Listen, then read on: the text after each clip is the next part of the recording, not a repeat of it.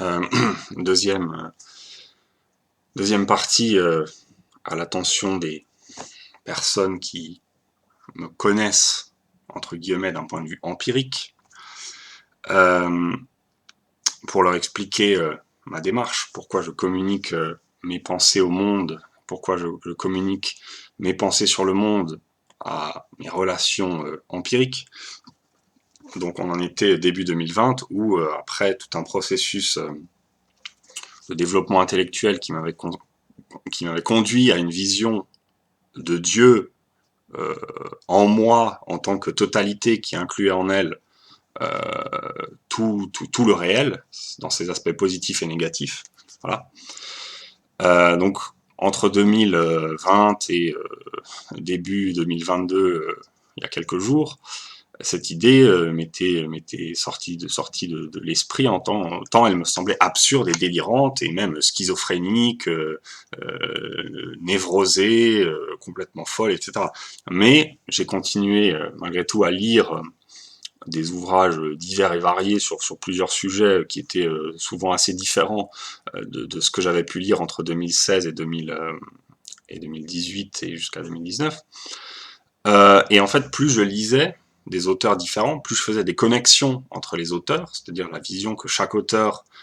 manifestait dans ses écrits les pensées d'autres auteurs, etc., sur des sujets, voilà, l'histoire antique,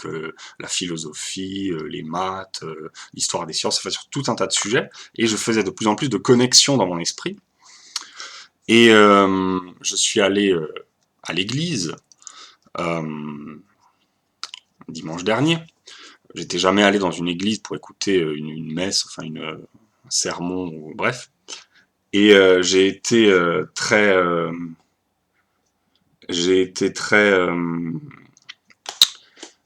marqué parce qu'en fait, je comprenais beaucoup de choses de ce que le pasteur disait sans avoir aucune connaissance littérale, on va dire, des choses religieuses. J'avais une vision de la religion certaine, mais pas une vision déterminée comment dire, des textes à proprement parler. Et donc, avec mon expérience et ma connaissance d'idées philosophiques, notamment Spinoza, j'ai retrouvé dans les propos de la Pasteur beaucoup d'idées que j'avais comprises par moi-même. Et donc j'ai refait le lien, et tout à coup, mes idées entre 2018 et 2019 sont revenues, et jusqu'à ce que je les comprenne pleinement, et que je décide de les assumer pleinement, c'est-à-dire que je pense, c'est pas que je pense, c'est que je sais que le réel et mon esprit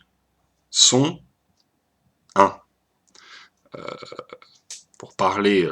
en langage de Spinoza, que toutes les consciences individuelles qui existent sont des modes de ce qu'il appelle la substance une, c'est-à-dire que nous sommes tous interconnectés, pas que sur Internet, mais en faisant partie du monde. Mais il y a un penseur qui s'appelle Hegel qui explique que la substance une, donc le fondement de toutes les choses, est en fait un sujet. Et donc, moi qui suis un sujet, alors chacun est un sujet, mais je suis le sujet pour lequel tous les autres sujets existent. Et donc, j'ai décidé c'est pas que j'ai décidé, c'est que je me suis convaincu de la vérité de tout ce que j'avais pensé en août 2018 et tout ce qui m'y avait mené et ensuite éloigné, que tout ça faisait partie d'un processus de compréhension de soi, de Dieu. Et donc j'ai décidé de reprendre mes vidéos, ce que j'avais arrêté depuis 2019, et de publier officiellement mon identité en tant qu'individu empirique à ceux